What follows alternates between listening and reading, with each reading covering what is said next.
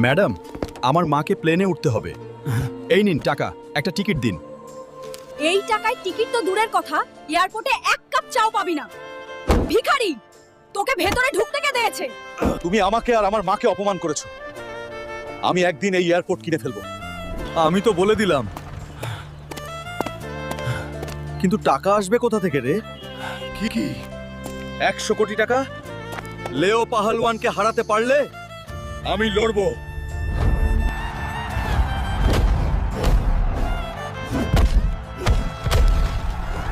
বন্ধুরা, তাড়াতাড়ি লাইক আর সাবস্ক্রাইব করো, তাহলেই আমি শক্তি পাবো।